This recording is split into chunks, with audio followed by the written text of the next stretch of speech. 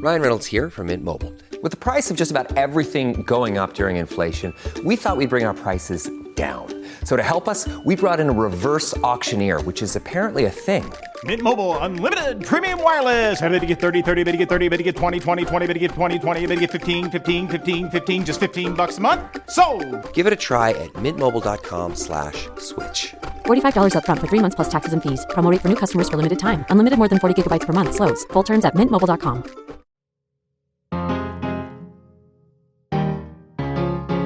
I'm Hannah Rosen. This is Radio Atlantic. And today I have in the studio with me Jerusalem Demsis, who is the new host of a new Atlantic show called Good on Paper. Jerusalem, welcome to the show. Hi, thanks for having me again. I'm so excited. Sure. Okay, Jerusalem, I have a very Jerusalem question for you. Have you in your personal life ever had a good on paper moment? Like a thing you thought was good on paper that when you actually executed it or told your friends about it, it just was not? Yeah, well, when being asked this question, I'm realizing like how hard of a question it can be to answer. Yeah. The thing that comes to my mind is I was very young. I must have been like 11 or something or 12 years old. And I was really into rollerblading. I feel like anyone who was a kid anytime in either the 90s or the early aughts, I mean, there were roller skating rink parties all the time. I don't even, roller rinks were just like common. And so I loved doing that. And then I was watching like that TV show Rocket Power, which was really popular. And I got a skateboard. And in my head, because I was young, I didn't like think about like, this is an entirely different sport. I was just like, these are the same things. Like, this is the same family of sport activity. Like, I'm amazing at this one, so I'm going to be fantastic at this other. Like, no problem. And my mom was like, I remember vividly, she's like, just, like, start slow. Like, do something. Like, don't do anything weird. And I was like, in my little kid brain, I was just like, she doesn't get it. Like, I'm a star. Like, there's like, no problems here. The first thing I do is I go to, like, I mean, it's probably a relatively small hill now as an adult, but at the time, it felt like kind of like a big hill. And I just, like, take my skateboard, I stand on it and I just go down the hill and immediately break my wrist. Oh. I immediately break my wrist. Oh. And, you know, like, I remember so funny. I have this vivid memory of being in the backseat of the car. I'm, like, crying. My head, I think, must have been in my sister's lap because my mom is driving. And I'm just, like, in shock. I'm like, how could that have happened? I'm a rollerblader. Like, how did I break my wrist here?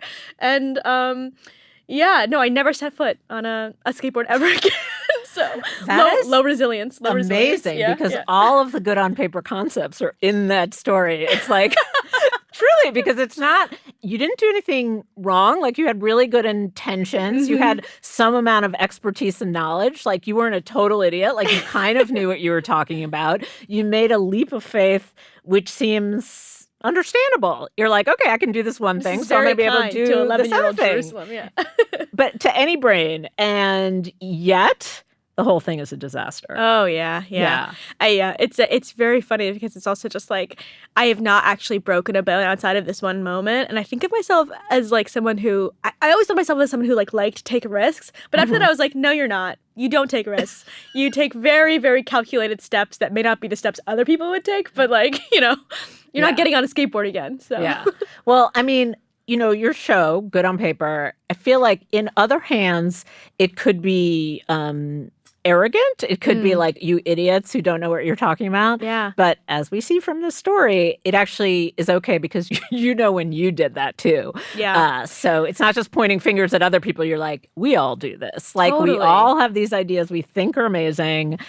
And then they're not. It happens. And I also think it's like, in many ways too, like part of what the show is trying to do is, why is it that we thought this was good in the first place is a huge part of the show, because it tells you something both about how people or, you know, scientists or politicians think about a problem, and also like it helps you revise in the future, because everything that we have tried, well, some things have been bad on paper, but most things people try are good on paper for a reason.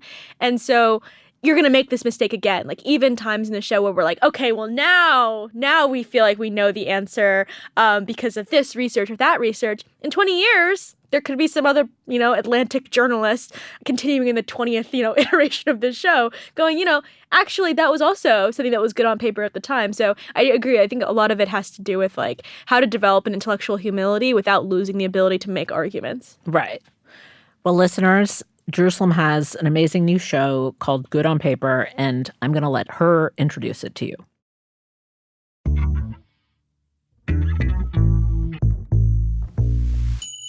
My name is Jerusalem Demsis, and I'm a staff writer here at The Atlantic.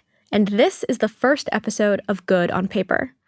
Good on Paper is a policy show that questions what we really know about popular narratives. Narratives do a lot to drive what our world looks like, whether they exist in the broader media ecosystem or as a consensus within a specific group of people, like economists or policy wonks. But sometimes these narratives are built on shoddy ground. One fact, or a set of reasonable facts, spins out of control and is woven into a tale that goes well beyond what we actually know. This show came about as an extension of my own writing and reporting here at The Atlantic. Because over the years, as I've written about a bunch of things from why it's so hard to build a wind farm in Alabama to why a bunch of people had babies during the pandemic, I'm struck time and again by the strength that certain narratives have. There are overly broad and often overly simplistic claims about the world that play a huge role in how our political system works. And I'll be completely honest, there are plenty of times where I've realized those kinds of ideas are playing a role in my own thinking. That's sort of my beat. I dig in when I see something that seems off, or under-theorized, or at least not super fleshed out. And while there's no one right answer, the goal of the show is to figure out what we really know about a topic and use research to get a deeper understanding of the truth. This episode of Good on Paper is about the messy economics of remote work.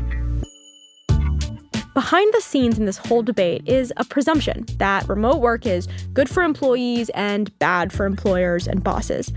But is that true? For my part, I've been a bit disillusioned by the remote work experiment. There are, of course, amazing benefits to remote work. For those with disabilities or dependents, remote work can be more than just convenient. It can open up opportunities that hadn't been possible. But at the same time, there have been some serious costs. Missing out on the social part of work, sure, there's some annoying water cooler chit-chat, but I have a nagging feeling that I've lost out on important learning and connections by being remote. Most of all, it's not really clear to me how you make these decisions fairly. Can my desire to work in person with my colleagues trump another person's desire to work from another city? It's still something I'm working out.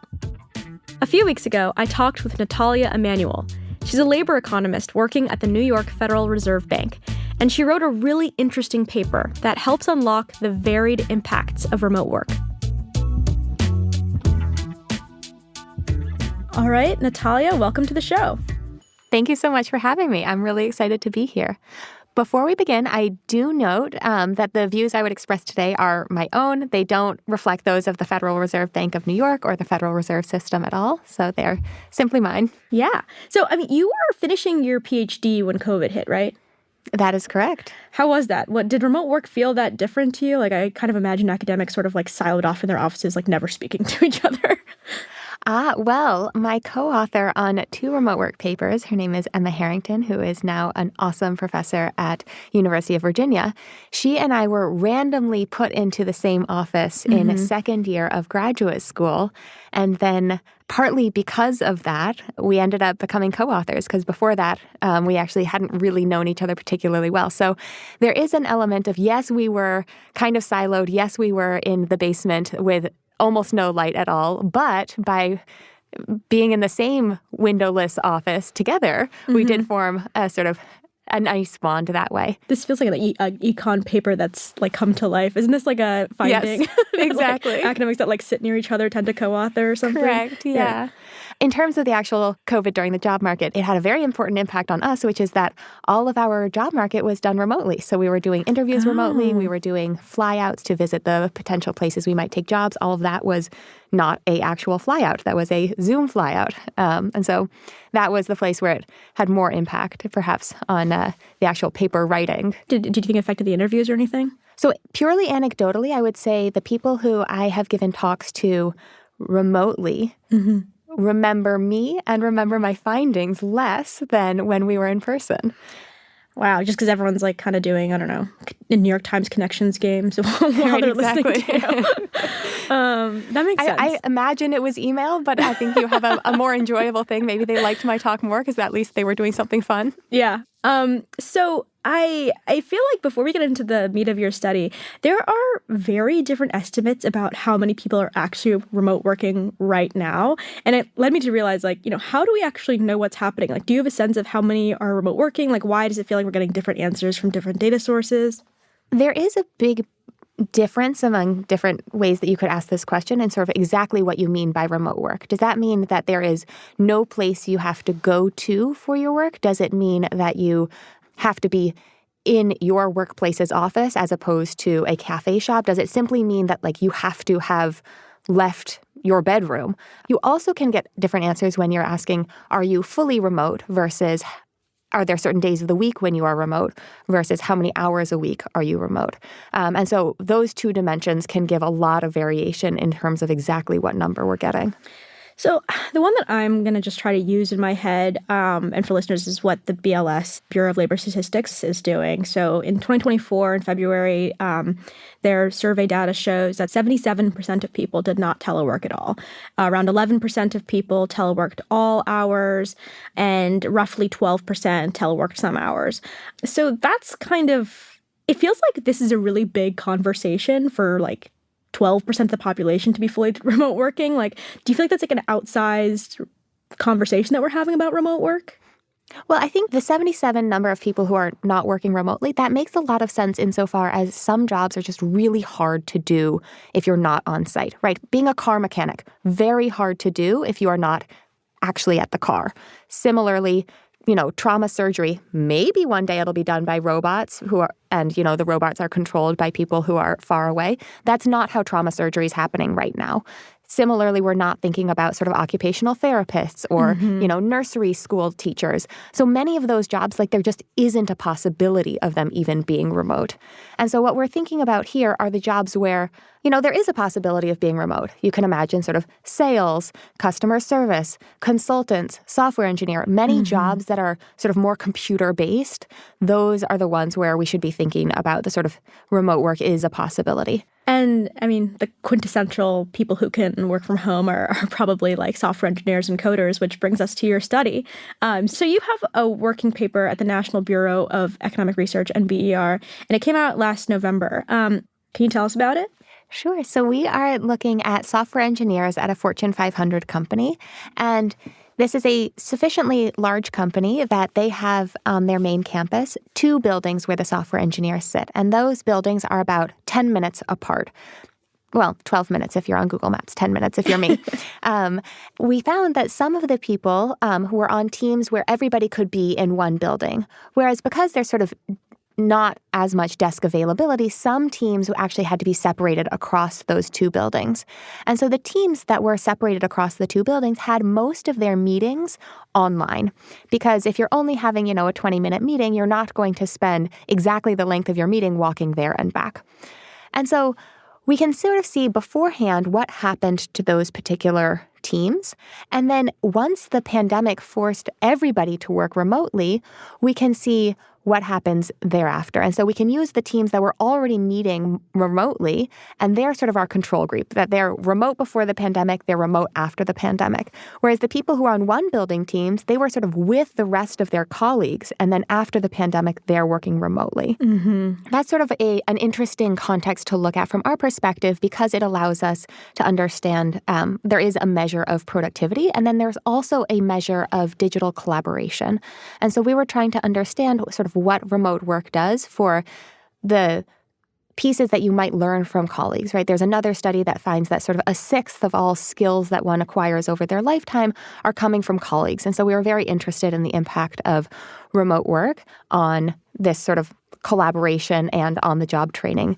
And so we also think that software engineers are particularly interesting because in many ways it's sort of the best case scenario for remote work. So for one, all of their output is digital. Also, software engineers have established mechanisms for giving each other digital feedback on their code.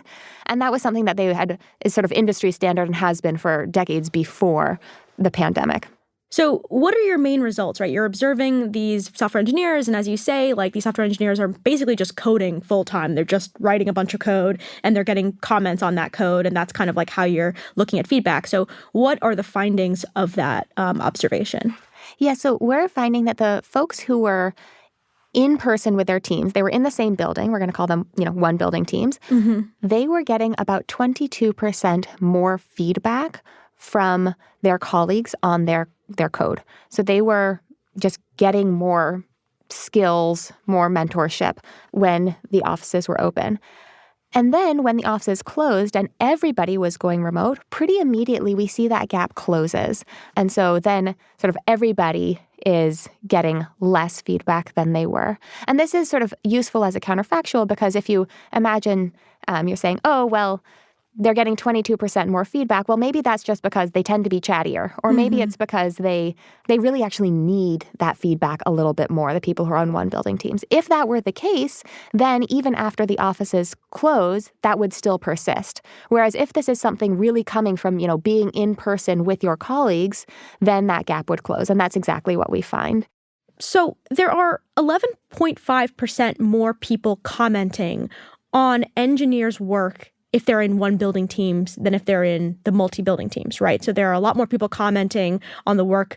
There are a lot more people commenting on your work if you're on a one building team. So what is happening there? Why is it that someone who's in a one building team is seeing more comments? So we look at this sort of in terms of the exact type of comments. So part of this is they're just getting more comments on the initial go, but then also they're asking more follow-up questions and then getting more replies to the follow-up questions. And so we're seeing sort of the depth of conversation is partly driving this. We additionally see that this is happening in terms of speed, that they're getting faster feedback as well. And so sort of there are many dimensions here. I would also put a small asterisk here, which is that we're measuring this in terms of the digital comments that they're getting. But people who are in person, it is much easier to just sort of turn to your neighbor and say, hey, can we just talk about this for a quick second? And so if we think that that's sort of happening more among the people who are sitting next to each other, then the estimates that we're getting are actually lower bounds. And so what's the effect of all this? What's the effect of getting more comments? There are a number. The first is that, as you might imagine, if they're working on building skills and responding to these comments, their actual output is a little bit lower. So they're producing fewer programs overall. And accordingly, because they are producing fewer programs, they also are less likely to get a pay raise. But once the office is closed and sort of that level of mentorship has now equalized, the people who had been working on building their skills, they're actually more likely to be getting pay raises, and they're actually twice as likely to be quitting to go to a higher paying job or a job at a higher paying company. And so it really depends on the time frame that you're thinking about this. In the short run, it looks a little painful because they're not doing as well. But in the long run, it really is sort of you're seeing the fruits of their labor. So I find this really interesting, right? Because what it indicates is that there's sort of like this investment that happens early on in someone's career. And then when they go remote, the people who had that kind of investment are able to still sort of capitalize on it. But like at the time, they're going to look less productive than their more remote peers. Like those remote peers are like just banging through code. They're not having to respond or engage with their mentors or with the older engineers. It's a kind of a strange finding, right? Because it would indicate that like that managers would really prioritize and see that, remote work was doing well in the short term. Totally. And I think that sort of that is consistent with what we saw at Meta, right? Early in the pandemic, Mark Zuckerberg was like, yeah, this sounds great. People seem to actually be more productive when they're remote. And then sort of 3 years in, that's when Mark Zuckerberg was like, actually, let's come back to the office. It seems that people actually are more productive when we have some amount of in-person time. And so it does seem as though it does take a little bit of patience to be able to sort of realize these different effects over different time horizons. Wait, you mentioned Meta. Is this Meta? So I'm actually not allowed to share what company we're studying. Okay, great. Well, I will just, in my head, imagine a giant campus in Silicon Valley that has multiple buildings where software engineers work far apart. That sounds like a perfect thing to imagine. Yeah. Their own conclusions. And so do these findings contradict earlier findings in this space? Existing literature about remote work and productivity, as I've mentioned before, it's kind of mixed, but there's like the seminal 2015 study from Nicholas Bloom where he looks at a 16,000 employee company in China. And, the study design there, it's like, it's employees that volunteer. They then randomly assign those to either be work from home or in the office. And they find that work from home leads to a 13% performance increase in productivity. So both more minutes per shift and more calls it's a call center. So it's more minutes per shift that they're making calls and also more calls per minute. And so that feels like very different than what you're finding here. Yeah. So first of all, I think that it is totally possible to have different findings in different settings. One of the things that makes Nick's study particularly interesting is it was, as you mentioned, all volunteers, right? These were existing workers who had been at the company already, and they volunteered to go remote. So that's not necessarily the case when we're thinking about the pandemic. Not everybody volunteered to be remote. Also, in that context, everybody had to have their own room to work in, as a specific workspace as separate from people who were like working on their bed. And so that also could change it. And so you do see potentially different outcomes there. Also, at a travel agency, that is pretty siloed work. Whereas as software engineers, they do sort of need to understand what this code base is doing, how people have been thinking about that particular function already. And so there is a little bit more of a collaborative nature there. The other thing I would note is that eventually, sort of remote work unraveled in that context because there were fewer promotions happening among the remote workers. And so people ended up wanting to come back to the office because that's where they got the visibility to be able to sort of get the promotions that higher performance really warranted. And so they weren't getting promotions because they were doing worse work, or they weren't doing promotions because kind of managers had this attitude that like people who are in person, who they're talking to in the office, like those people are just more worthy of promotions. Well, I wouldn't say that they were doing worse work. As according to Nick's paper, it seemed as though they were actually doing better work. They were overall more productive. But it does seem as though there is a sort of disconnect between pure productivity metrics and sort of how the sort of human component of promotions. And so, I mean, you have a 2023 study where you look at a call center. It's a U.S.-based call center, and I'm not sure how else it may differ from Bloom's study, but you find that pre-COVID, remote workers were answering 12% fewer calls per hour, and that feels like, there's something going on that's stably less productive about remote work, even kind of in the same sort of work context. So what's going on in understanding the differences in your findings versus Nick Bloom's? Yeah, so in our study, we are finding that before the pandemic, the people who elected to work remotely, at least in this company, which again, as you mentioned, we were thinking about a Fortune 500 company and their customer service workers. And there we found that the people who chose to work remotely tended to have lower productivity on average than the people who chose to be in person. And so that's sort of what economists would call, negative selection. But that is also consistent with if you anticipate that the people who are going to get promotions are those who have closer connections to the managers and are those who are going to be in person. And you know that you might be, not to use a horrible pun, but you might be phoning it in a little bit.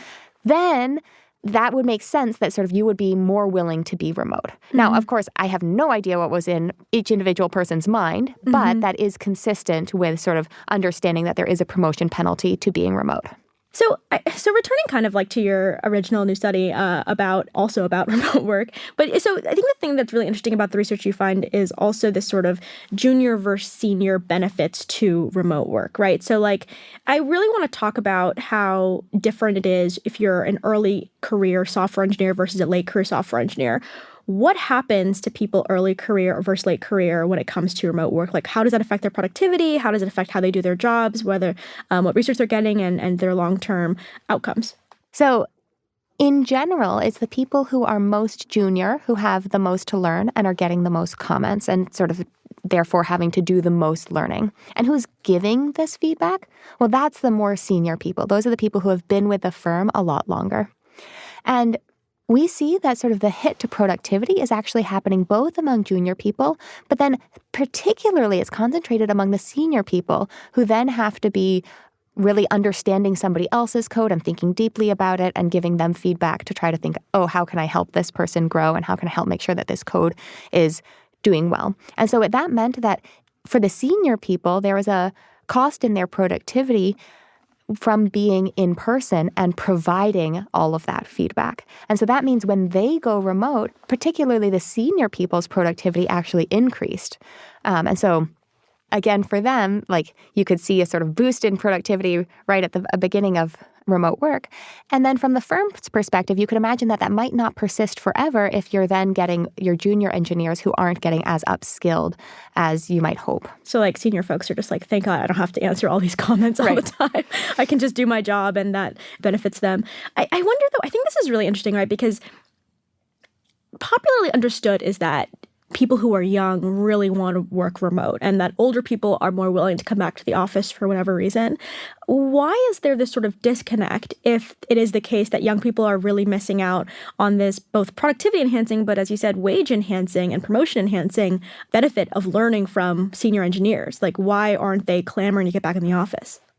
One hypothesis is that they simply don't know, right? Maybe they are not aware of the benefits of mentorship from being in the office. Maybe they're not aware about sort of how that mentorship and the skill building actually translates into future jobs, future earnings. So that's one possibility.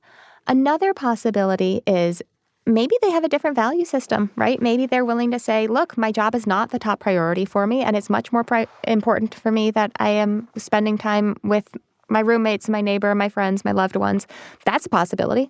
I think another possibility, and there our paper gives a little bit of evidence, is that if you have even one colleague who is remote, that yields about 30% of the loss from having everyone be remote. So So if just one person on your team goes remote, you lose like all of that benefit of being in person? Well, a third of it, yeah. A third of it. That's yes. huge. Right, So it's huge from just one person. Up? Like if it's a second person, is it like 40? Okay, did you find anything there? Well, we didn't actually look at that, Okay. but it is a huge impact. That's really, in some ways, that's validating. It means every single person really matters. But if it's the case that when they come into the office, not everybody is there, and so they're still doing some remote Teams meetings or WebEx or whatever it is while in the office, then it's possible that they're not actually getting the whole benefit of being in the office. And so perfectly rationally, they're saying, maybe it's not so much. Maybe I'm not getting all of this mentorship. And so there you go, 3 hypotheses. I am partial to the last two things you said. I don't really buy hypotheses usually where they're like, someone's just being dumb and like they're doing something that's bad for them. I usually buy like, they either are prioritizing something else. Like, not everyone wants to be a productivity maximizing machine. Like they may want to just not have a commute. They may want to live near their family, whatever it is.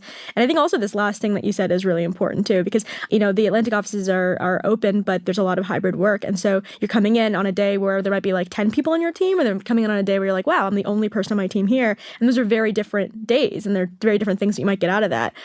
So that hits stronger for me. One of the things that's pretty interesting is that we find even when you're in a building with colleagues who are not on your team, we still find a sort of bump in the mentorship and the feedback that one gets. And it's not from your teammates then. Of course, it's from the non-teammates, but that there still is an element of enhanced mentorship, feedback, collaboration simply by being around people. We're going to take a quick break, but more with Natalia Emanuel when we get back.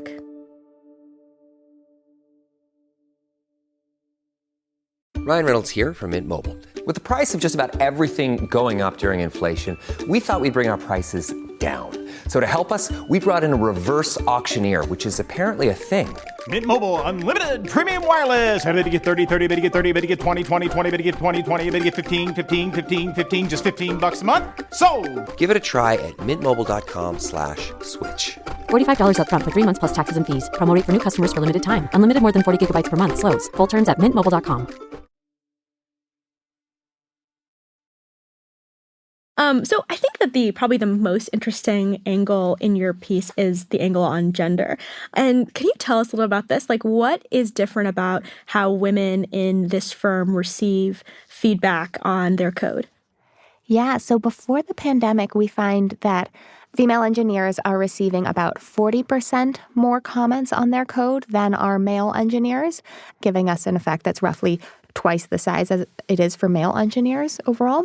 And so we're finding that this mentorship is particularly important for female engineers. And to sort of unpack where that's coming from, we find that the female engineers are much more likely to ask questions when they are in person. So, I mean, when I first heard this, I was just like, okay, are they getting more feedback because people are just nitpicking women's code? Like, how did you decide whether or not this was actually actionable feedback or if it's just people being sexist? Yeah, this was one of our first concerns. One of the first people we presented to said, are we sure this isn't mansplaining? And so what we did is we took a subset of the code, of the comments, and we gave them anonymized to other engineers and said, is this comment helpful? Is it actionable? Is it rude? And we then took their reviews back and we found that they are equally actionable, not sort of differentially nitpicky for female engineers. And so it does really seem as though these are substantive, meaningful comments, but not simply mansplaining. And interestingly, not differentially rude either. That's great to hear, actually. And sorry, these external reviewers, they were blind to gender when they were looking at the code, right? They were blind to gender. They were blind to seniority. They were blind to whether you were proximate or not proximate to your colleagues. All they saw was the comment. And what that raises for me, though, is this question, like, if women are disproportionately getting actionable feedback, is the claim that women's code is just worse than men's? So we don't actually see the code itself, but we can see that sort of we're not finding they're sort of more problematic overall. It's not as though like we're seeing, oh, there's bigger issues brought up in the comments of sort of they will always break or something like that. So I find this interesting, and I also think it's interesting because this is not the only plane on which women are affected differently than men in your study. So you have this finding that junior women are receiving a lot more code and a lot more actionable feedback, and it's benefiting them potentially down the line. But you're also finding that the people who are giving them all that feedback tend to be senior women engineers who themselves, as you said before, giving all that feedback takes time. Like, that's something that hurts your productivity. So that cost seems disproportionately borne by senior women. Yeah, I think you said it exactly right, that the feedback that's going to both female and male junior engineers, a lot of that is coming from female senior engineers. And so that the giving of the mentorship is also coming from female engineers. And so we see exaggerated effects on both the benefit sides for females, so junior women are getting the benefits, but also senior women are paying the price. And so when they go remote, do senior women get more productive? Mm-hmm. Yeah. That's really weird, right? Because I feel like the dominant frame for the pandemic and gender was mostly around this idea that women were really, when they were going remote, were being now doubly burdened, right? So like you go home and if you're a mother, you have to do more childcare.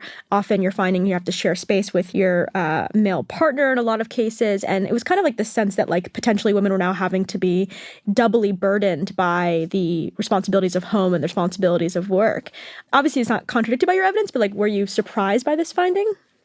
So I guess I would make one technical point and then one overall comment. The first technical point is that this is sort of why it's really, really helpful to have a control group, right? Because in both of our groups, both the people who were working in one building teams beforehand and the people who are in multi-building teams and therefore a little remote beforehand, both of them would be sort of similarly burdened by the pandemic. And so we can sort of difference out the impact of the pandemic and really just zero in on the effect that's only coming from working remotely. So that's sort of one component there. The other piece that I would mention is that in our sample of engineers, only 16% are parents. So that doesn't seem to be sort of the main component here. And in some ways, I think that that's, while not sort of helpful in terms of thinking about the impact of the pandemic, potentially helpful in terms of thinking about remote work long term, where when we're thinking about remote work post-pandemic, we're not really thinking about, oh, but you will also be trying to supervise your fifth graders, language arts exam.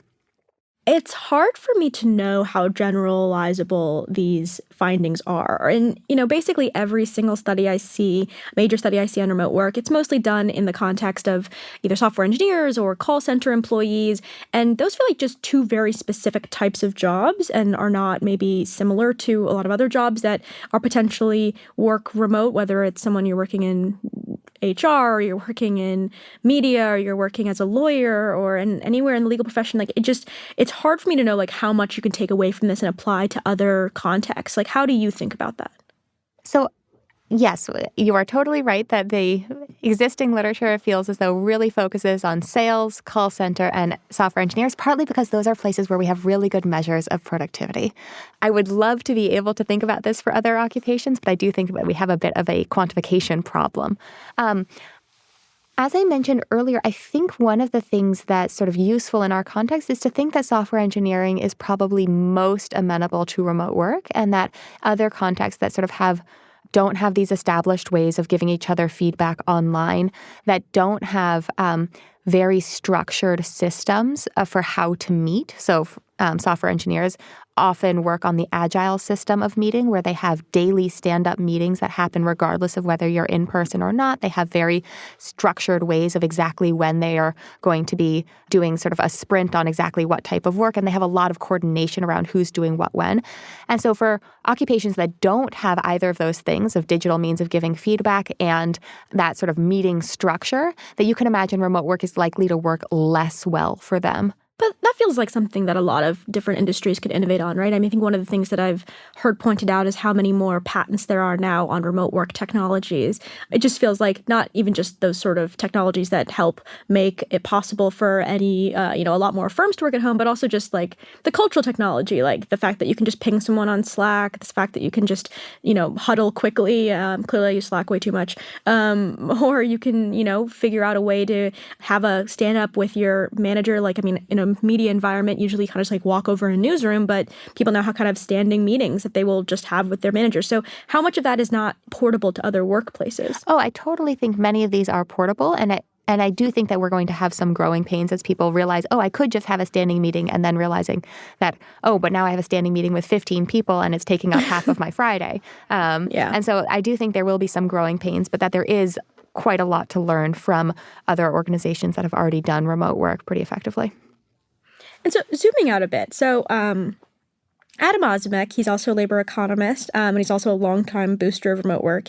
He once half-jokingly said that skeptics of remote work could basically be described as either extroverts, urbanists, workers in obviously non-remote occupations, and downtown office building owners.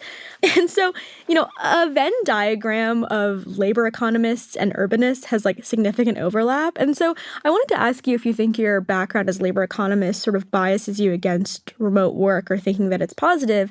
Do you feel like that you're coming into the work kind of feeling like it's not going to go well, or how do you think about that? Well, I'm definitely not an extrovert, so that's we can cross out that one. I would not say I had strong priors going into this. It was one of those topics that I was genuinely extremely excited to see whatever the results would be, and could totally have spun a story that it could go in either direction.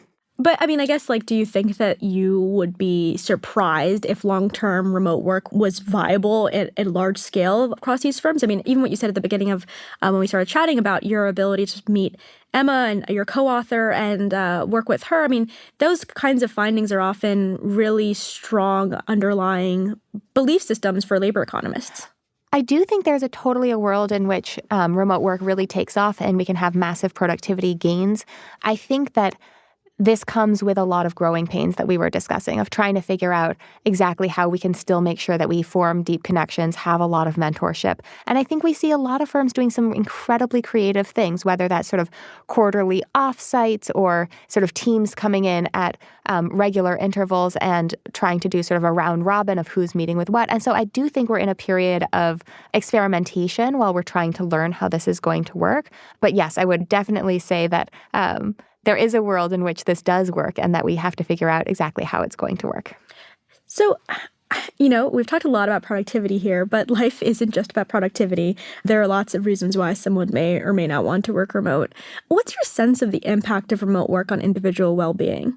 This is the question in many ways, that on the one hand, maybe it allows folks to live, close to their family, their community. And so there's a really wonderful gain in terms of people's well-being because they have these strong social connections. On the other hand, in many decades past, a lot of people found their friends at work, and sort of many enduring friendships, many marriages originated in work. And so if people are not making those connections at work, there has to be some other way that they are going to be able to make those social connections that are going to sort of fulfill their needs. And so maybe that substitution is happening. I don't think we have a great idea yet. And so I think you, again, could imagine it going either way. And I am extremely excited to see research coming out that can give us insight as to which one will weigh more strongly.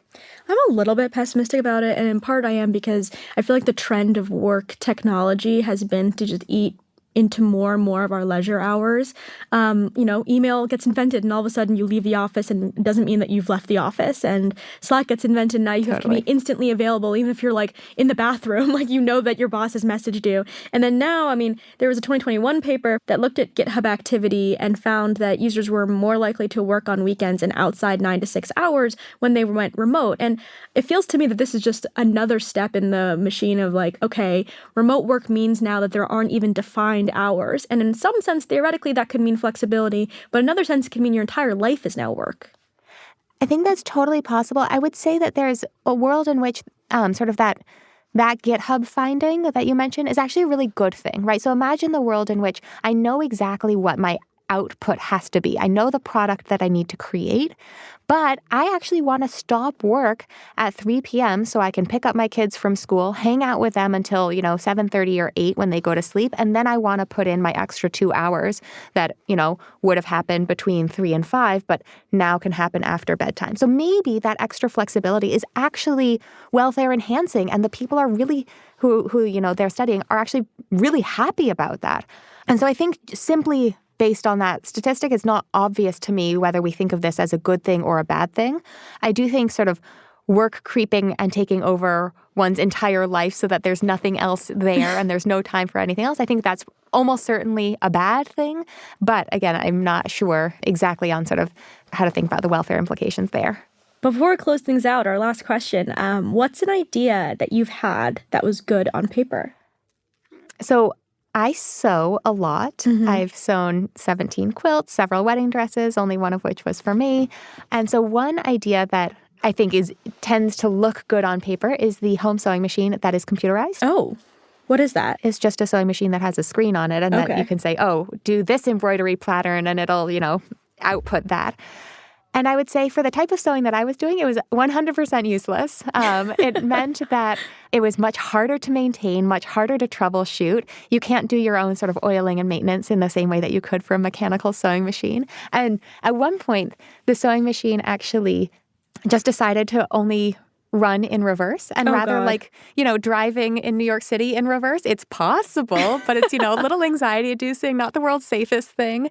So I ended up reverting back to sort of this sewing machine that's fully mechanical, was made in 1910 by Singer Sewing Machine, is actually foot powered, hadn't been used in the entirety of my lifetime, but, with a little bit of elbow grease was totally great. So it's one of those things that sort of in the abstract seemed great and in real life was not. Well, this feels like a metaphor, a productivity-enhancing machine that actually reduced your output. And, yeah, well, on that note, thank you so much for coming on the show, Natalia. Thank you so much for having me. Good on Paper is produced by Janae West. It was edited by Dave Shaw, fact-checked by Enna Alvarado, and engineered by Erica Huang. Claudine Ebaid is the executive producer of Atlantic Audio, and Andrea Valdez is our managing editor. And hey, if you like what you're hearing, please leave us a rating and review on Apple Podcasts. It's how people hear about the show. Or you can let a couple friends know on your own. My name is Jerusalem Dempsis, and we'll see you next week. So that was the first episode of The Atlantic's Good on Paper podcast, hosted by Jerusalem Dempsis. Links to subscribe are in the show notes for this episode, or you can just search your podcast app for Good on Paper. There are already several other great episodes in the feed about whether young men are really becoming more sexist, about who really protests and why, and many more to come. This episode of Radio Atlantic was produced by Janae West, edited by Claudine Ebaid, and engineered by Rob Smerciak. Claudine Ebaid is the executive producer of Atlantic Audio, and Andrea Valdez is our managing editor. I'm Hannah Rosen. Thank you for listening.